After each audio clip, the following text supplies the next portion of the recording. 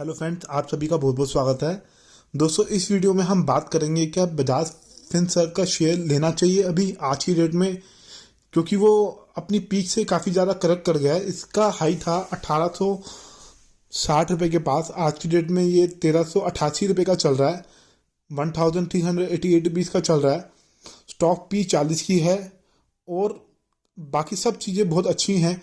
Balance sheet के अंदर काफ़ी अच्छे हेल्दी नंबर्स हैं, ग्रोथ काफ़ी अच्छी है और प्रमोटर जो है एक क्वालिटी मैनेजमेंट है। प्रमोटर ने प्लेजिंग बिल्कुल भी नहीं कर रखी और सेल ग्रोथ पिछले 5 साल से 22% का है और प्रॉफिट ग्रोथ पिछले 5 साल से 15% का है।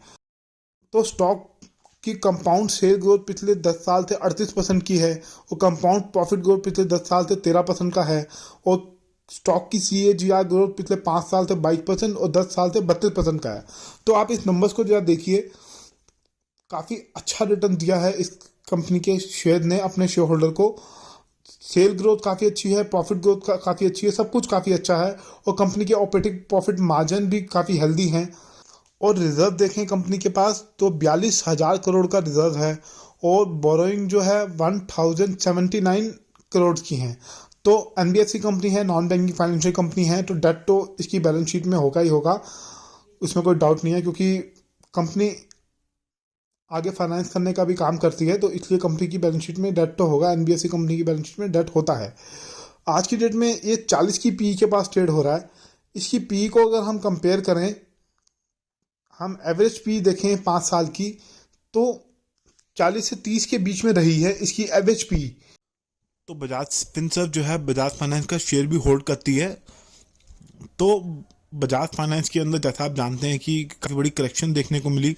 उसके पीछे कारण यह है कि काफ़ी सारे ब्रोकरेज हाउस ने ऐसा एक्सपेक्ट किया है कि इन फ्यूचर जो है थोड़ी इसके अंदर ग्रोथ कम आ सकती है प्रीवियस नंबर्स के मुकाबले। मतलब पिछले सालों में जितनी ग्रोथ आई है, अब जो है ग्रोथ कम हो सकती है। इसलिए मार्केट जो है फ्यूचर एक्सपेक्टेशन पे चलता है। मार्केट में पहले ही इन स्टॉक के प्राइस हाई वैल्यूएशन पे ट्रेड हो रहे थे, लेकिन अब ये एक्सपेक्ट किया जा रहा है कि आने वाला समय में ग्रोथ थोड़ी कम हो सकती है। जैसे 35% 40% की ग्रोथ पहले आई है, अब 25% तक मतलब आ सकती है, 20-25% तक आ सकती है। अब देखना रहेगा कि इन फ्यूचर किस तरीके की नंबर जो है कंपनी डिक्लेयर करती है, किस तरीके के लोन बुक जो है इसका ग्रो होता है। अभी जो क्वार्टर्स के रिजल्ट आया उसके हिसाब से थोड़ा सा नेगेटिव सेंटीमेंट बन गए, थोड़ी पैनिक सेलिंग भी हुई मार्केट के अंदर। इस वजह से स्टॉक का प्राइस आज की डेट में थोड़ा अपनी पीक से करेक्ट हुआ। आज की डेट में दोनों स्टॉक करेक्शन दिखा रहे हैं। तो इसकी बैलेंस शीट को अगर हम थोड़ा ध्यान से देखें तो पिछले 10 सालों के अंदर इसने मल्टी बैकर के रिटर्न दिया है अपने शेयर होल्डर को। आज की डेट में इसकी sale year on year basis पे इंक्रीज होती चली जा रही है और प्रॉफिट भी ईयर ऑन ईयर बेसिस पे इंक्रीज होते चले जा रहे हैं। मार्च 2011 में इसका 1400 करोड़ का प्रॉफिट था। 2023 में कंपनी ने जो प्रॉफिट रिपोर्ट किया वो किया 10,000 करोड़ का, तो अराउंड 7 गुना बढ़ गया कंपनी का प्रॉफिट। वहीं इसका स्टॉक प्राइस हम देखेंगे 2011 में इसका स्टॉक प्राइस चलता था 40 रुपये का। आज की डेट में स्टॉक ट्रेड कर रहा है 1388 रुपये का, यानी कि 1400 का लगाते हैं हम, तो स्टॉक ऑलमोस्ट 34 टाइम्स हो चुका है। तो मतलब मल्टी बैकर का रिटर्न दिया है इस कंपनी ने अपने शेयर होल्डर को। तो बजाज फिनसर्व का शेयर क्यों टूटा, बजाज फाइनेंस भी टूटा, दोनों शेयर में करेक्शन देखने को मिला। तो हम बात करेंगे इनके क्वार्टर रिजल्ट के बारे में। क्वार्टर रिजल्ट जो है थोड़े जो एक्सपेक्टेड था उससे थोड़े कम आए हैं। मतलब जैसी एक्सपेक्टेड थी कि ग्रोथ आएगी, जैसी ग्रोथ नहीं आई। उनके AUM के अंदर जो ग्रोथ है पिछले 10 साल के मुकाबले इस क्वार्टर में जो है काफ़ी कम ग्रोथ देखी गई है। इस वजह से मुझे लगता है कि इस स्टॉक के अंदर बड़ा मेजर फॉल देखने को मिला हमें। आइए दोस्तों, अब जरा जानते हैं कि बजाज फिनसर्व क्या बिजनेस करती है और इस पे चार्ट का भी एनालिसिस करेंगे। आज की डेट में बजाज फिनसर्व का स्टॉक क्या बोल रहा है चार्ट पे, मूविंग एवरेज को लगा के देखेंगे और देखेंगे कि सपोर्ट कहाँ पे है। इसके बारे में इस वीडियो के अंदर मैं आपको अब बताऊंगा। तो बजाज फिनसर्व बेसिकली 3 बिजनेस करता है, एक लोन बिजनेस, एक लाइफ इंश्योरेंस बिजनेस और एक जनरल इंश्योरेंस बिजनेस। थोड़ा सा एनालिसिस करेंगे स्टॉक के बारे में। इस स्टॉक के बारे में आपको बताऊंगा कि आज की डेट में क्या करना चाहिए, इन्वेस्टमेंट करना चाहिए या नहीं करना चाहिए। थोड़ा पहले कंपनी के बारे में जान लेते हैं, कंपनी करती क्या है। कंपनी एक, जैसे मैंने बताया, NBFC कंपनी है। इसका 25% का रिवेन्यू लाइफ इंश्योरेंस बिजनेस से आता है और 28% का रेवेन्यू जनरल इंश्योरेंस बिजनेस से आता है और 45% का रेवेन्यू रिटेल फाइनेंसिंग बिजनेस से आता है और इन्वेस्टमेंट से 1% का रेवेन्यू कंपनी को कंट्रीब्यूट होता है। तो कंपनी काफ़ी तेज़ी से ग्रो हो रही है, काफ़ी तेज़ी से मार्केट शेयर कैप्चर कर रही है। जो बड़ा मार्केट लीडर है लाइफ इंश्योरेंस बिजनेस में वो गवर्नमेंट कंपनी है, LIC है। तो कंपनी दोनों बिजनेस सेगमेंट के अंदर काफ़ी तेज़ी से ग्रो हो रही है। बजाज एलियंस जनरल इंश्योरेंस और बजाज एलियंस लाइफ इंश्योरेंस इसकी सब्सिडी कंपनी है, उसके थ्रू कंपनी जो है बिजनेस को रन करती है। और बजाज फाइनेंस लिमिटेड भी इसकी सब्सिडी कंपनी है, उसके अंदर इसकी होल्डिंग है। तो कंपनी का बिजनेस जो है काफ़ी एग्रेसिवली ग्रो करेगा आने वाले समय में भी, क्योंकि लाइफ इंश्योरेंस और जनरल इंश्योरेंस दो ऐसे प्रोडक्ट्स हैं जो कि हर कोई जो है अपनी लाइफ में लेता है, बाय करता है। क्योंकि लोग अब अवेयर होते जा रहे हैं, लोगों को समझ आ गया कि एक जनरल इंश्योरेंस और लाइफ इंश्योरेंस हमारे पास एक पॉलिसी तो होनी ही चाहिए। क्योंकि दोस्तों पहले क्या होता था कि लाइफ इंश्योरेंस प्रोडक्ट जो है, लाइफ इंश्योरेंस जो है हर कोई नहीं लेता था, हर कोई जो है अवेयर नहीं था इसके बारे में। हेल्थ इंश्योरेंस हो गया, तो अब जो है लोग अवेयर होते जा रहे हैं इन सब चीज़ों के बारे में। हर कोई कोशिश करता है कि मैं लाइफ और जनरल इंश्योरेंस का एक पॉलिसी अपने नाम पे और अपने फैमिली के मेंबर के नाम पे जरूर लूँ। तो हमारे देश में कितने करोड़ पॉपुलेशन है, अगर सब इस चीज़ के बारे में अवेयर हो गए तो बहुत बड़ा बिजनेस इन कंपनियों को आज की डेट में भी मिल रहा है और आगे भी मिलेगा। इंडिया एक ग्रोइंग इकॉनमी है, यहाँ पे पॉपुलेशन भी काफ़ी ज़्यादा है। तो अगर लोगों में अवेयरनेस आती जाएगी और जैसे कि यूथ आजकल समझदार है और जो हमारी पॉपुलेशन है वो भी एजुकेटेड होती जा रही है, वो भी समझती जा रही है कि लाइफ इंश्योरेंस प्रोडक्ट हमारे पास होना चाहिए। लाइफ में कुछ नहीं पता किस मोमेंट पे क्या हो जाए, तो लाइफ इंश्योरेंस और जनरल इंश्योरेंस दोनों हमारे पास हेल्थ इंश्योरेंस होने चाहिए। तो मुझे ऐसे लगता है कि लाइफ इंश्योरेंस इंडस्ट्री और जनरल इंश्योरेंस जो कंपनियां हैं वो इन फ्यूचर भी ग्रो करेंगी, अच्छा रिटर्न निकाल के देंगी। उनमें अगर हम इन्वेस्ट करें तो हमें अच्छा मुनाफा हो सकता है, लेकिन आपको ये चेक करना पड़ेगा। कंपनी बहुत सारी है, सरकारी भी है, प्राइवेट भी है।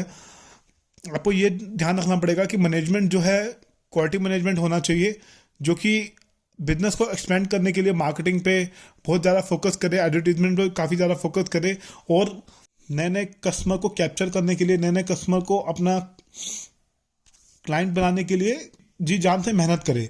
आपको मैं एक बात बताता हूँ, मैक्सिमम जो शेयर है, मार्केट शेयर आज की डेट में सरकारी कंपनियों के पास है, जैसे LIC के पास है। लाइफ इंश्योरेंस इंडस्ट्री के अंदर LIC मार्केट लीडर है और ये मार्केट साइज भी बड़ा हो रहा है, क्योंकि पॉपुलेशन बढ़ रही है तो मार्केट साइज भी बड़ा हो रहा है। मार्केट साइज बड़ा हो रहा है तो जो प्राइवेट प्लेयर्स हैं जिनके पास कम मार्केट शेयर है वो काफ़ी तेज़ी से ग्रो हो रहे हैं, क्योंकि ज़्यादातर लोग जो है अच्छी सर्विस चाहते हैं। तो प्राइवेट प्लेयर जो है काफ़ी तेज़ी से 2010 से मैंने देखा है, इसका डाटा देखा है, तो काफ़ी तेज़ी से ग्रो हो रहे हैं, जिसमें बजाज ग्रुप भी उनमें से एक है। तो मुझे ऐसा लगता है कि पास में अच्छी ग्रोथ है इस कंपनी की, बैलेंस शीट में अच्छे नंबर्स हैं और इन फ्यूचर भी अच्छे नंबर कंपनी रिपोर्ट कर सकती है। अगर अच्छे नंबर आते हैं तो स्टॉक ऊपर जाएगा, काफ़ी अच्छा मल्टीबैगर का रिटर्न देगा।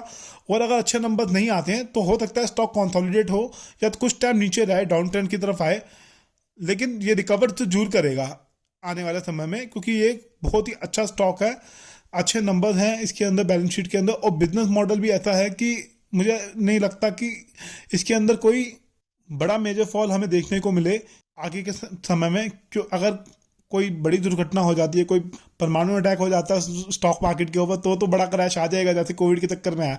अदरवाइज मुझे नहीं लगता कि बहुत बड़ा क्रैश इसके अंदर और देखने को मिल सकता है। तो अभी इस पर हम चार्ट एनालिसिस भी करेंगे। आइए दोस्तों अब चार्ट पे देखते हैं। बीच में एक मेजर करेक्शन आया था कोविड की वजह से, तब इसकी P18 तक चली गई थी। ऐसा क्रैश बहुत ही रेयर देखने को मिलते हैं। हमारी इंडियन इकॉनमी में कोई डिजास्टर न्यूज़ आए, कोई बड़ी दुर्घटना हो जाए, तभी जो है ऐसे बड़े बड़े करेक्शन देखने को मिलते हैं ऐसे अच्छे स्टॉक के अंदर। तो दोस्तों चार्ट पे हम देखें तो बजाज फिनसर्व का जो शेयर है 200 मूविंग एवरेज के पास काफ़ी बार आया है। यहाँ पे जो है एक सपोर्ट लेता है, वो सपोर्ट लेने के बाद जब उसके अंदर दोबारा से अच्छे रिजल्ट या अच्छे नतीजे आते हैं तो वापस से उसके अंदर रिवर्सल देखने को मिलता है। वो चाल जो है ऊपर की तरफ बननी शुरू हो जाती है। अगर मार्केट में कोई बड़ी दुर्घटना हो जाए, जैसे कोविड की वजह से बड़ा क्रैश आया था, उसके बाद भी हमें इसके अंदर काफ़ी बड़ा क्रैश देखने को मिला। 1800 से स्टॉक 1200-1100 के पास आ गया था। तो अब भी कई लोगों के मन में डर है, क्या ये स्टॉक दोबारा से 1200 या 1100 तक आ जाएगा? अभी जो है 1400 का चल रहा है, क्योंकि कोविड के टाइम भी ये क्रैश किया था स्टॉक, तब ये 1,000 रुपये के पास ट्रेड होता था और ये स्टॉक 500 रुपये का आ गया था, मतलब आधा हो गया था ऑलमोस्ट। उसके बाद अभी 6 महीने पहले भी इसके अंदर क्रैश देखने को मिला। ये स्टॉक 1950 से 1100 तक आ गया था, तो 40% की करेक्शन यहाँ देखने को मिली। उससे पहले 50% 60% की करेक्शन यहाँ देखने को मिली। तो अभी की बात करें तो 200 डे मूविंग एवरेज के नीचे है स्टॉक, और स्टॉक 200 डे मूविंग एवरेज के नीचे मैंने कई बार देखा है। पास में देखेंगे यहाँ पे कई बार इसने सपोर्ट लिया है। कुछ टाइम वो 200 डे मूविंग एवरेज के नीचे रहा, उसके बाद यहाँ से चाल ऊपर की तरफ बननी शुरू हुई, रिवर्सल हुआ और स्टॉक ने काफ़ी अच्छे रिटर्न निकाल के दिए अपने शेयर होल्डर को। मतलब 200 डे मूविंग एवरेज के बाद ये नीचे आया थोड़ा, उसके बाद इसके अंदर रिवर्सल हुआ, कुछ टाइम नीचे रहा, उसके बाद इसके अंदर रिवर्सल हुआ। तो अगर आप जो है बहुत ही सावधानी से ट्रेड करना चाहते हैं, बहुत सावधानी से इन्वेस्ट करना चाहते हैं, तो आप वेट कीजिए। इसके अंदर शायद हो सकता है कि कुछ टाइम बाद और भी थोड़ा गिरावट देखने को आपको मिल जाए। वहीं अगर हम इसकी 50 डे मूविंग एवरेज को फॉलो करें तो हम ये पाएंगे कि जब भी 50 डे मूविंग एवरेज के नीचे आता है स्टॉक, यहाँ पे एक सपोर्ट लेता है, उसके बाद थोड़ा और नीचे गिरता है। मतलब 50 डे मूविंग एवरेज को जब काटता है स्टॉक तो उसके अंदर थोड़ा डिप देखने को मिलता है। यहाँ पास में हम उठा के देखेंगे डाटा तो हम यही पाएंगे कि 2-3 बार इसके अंदर ऐसा ही हुआ कि 50 डे मूविंग एवरेज को के जब नीचे आया स्टॉक तो थोड़ा सा इसके अंदर और फॉल देखने को मिला। 200 डे मूविंग एवरेज के पास इसने सपोर्ट लिया और उसके बाद फिर चाल ऊपर की तरफ बननी शुरू हुई।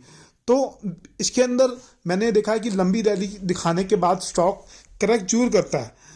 करेक्शन इसके अंदर आती ही आती है, ऐसा पास्ट में काफ़ी बार होता है। तो जब बड़े बड़े करेक्शन हमें देखने को मिले अच्छे स्टॉक में, तो हमें उसके अंदर थोड़ी पोजीशन बनानी चाहिए, अपने पोर्टफोलियो में इस टाइप के अच्छे स्टॉक को रखना चाहिए। देखिए, जिन्होंने लाइफ इंश्योरेंस पॉलिसी ले रखी है, जनरल इंश्योरेंस का कोई प्रोडक्ट बाय किया हुआ है कंपनी से, तो उनका जो कस्टमर है प्रीमियम तो पे करेगा ना कंपनी को, अपनी पॉलिसी को क्लैप्स होना करेगा, अपनी पॉलिसी को बंद होना करेगा। और कंपनी जो है का आज की डेट में मैक्सिमम फोकस है मार्केटिंग पे, नए नए कस्टमर ऐड करने पे, मतलब मार्केटिंग काफ़ी ज़्यादा कर रही है। और मुझे ऐसा लगता है कि इन फ्यूचर भी इस कंपनी का स्टॉक अच्छा परफॉर्म करेगा। तो इसमें करना क्या चाहिए? देखो दोस्तों, मेरे पास ये स्टॉक नहीं है, मैं सच्ची बोलूँगा, झूठ नहीं बोलूँगा। मैं भी एक बड़े क्रैश का वेट कर रहा था इसके अंदर, बड़े डिप का वेट कर रहा था इसके अंदर। लेकिन अगर मान लीजिए अगर आप इस कंपनी के 20 शेयर या 100 शेयर रखना चाहते हैं, मान लीजिए आप 100 शेयर अपने पोर्टफोलियो के अंदर रखना चाहते हैं, तो टुकड़ों टुकड़ों में हम निवेश कर सकते हैं। यानी कि जैसे आज 1400 का चल रहा है, 1380 रुपये के पास चल रहा है, तो 1350 या 1360 के बाद हम 10 शेयर इसको ऐड कर लें। उसके बाद अगर ये थोड़ा और नीचे आता है तो इसके अंदर थोड़ी और पोजीशन हम बना सकते हैं। तो टुकड़ों टुकड़ों में हम इसके अंदर निवेश कर सकते हैं, क्योंकि इसका कुछ नहीं पता, यहाँ से रिवर्सल भी हो सकता है स्टॉक के अंदर। इसका जो पहला सपोर्ट निकल के सामने आता है तो 1320 के पास इसका पहला सपोर्ट है, और दूसरा सपोर्ट इसका 1200 के पास है। अगर 1300 से नीचे डिक्लाइन किया तो इसका दूसरा सपोर्ट 1200 रुपये के पास है, और इसका रेजिस्टेंस लेवल 1500 के पास है। 1500 का जो है इसका रेजिस्टेंस लेवल है और 1320 इसका सपोर्ट लेवल है। तो दोस्तों, ये स्टॉक मेरे पोर्टफोलियो में नहीं है और मैं इसको ऐड करना चाहता हूँ। तो मैं वेट कर रहा हूँ, अगर हल्की सी करेक्शन और इसमें देखने को मिल जाए तो डेफिनेटली ये स्टॉक मैं, इस कंपनी का शेयर मैं अपने पोर्टफोलियो में जरूर रखना पसंद करूंगा, क्योंकि इस टाइप की हाई ग्रोथ कंपनी में इन्वेस्ट करना कौन नहीं चाहेगा। लेकिन ये कोई सलाह नहीं है, आपको रिकमेंडेशन नहीं है, ये वीडियो टोटली एजुकेशन पर्पस के लिए था।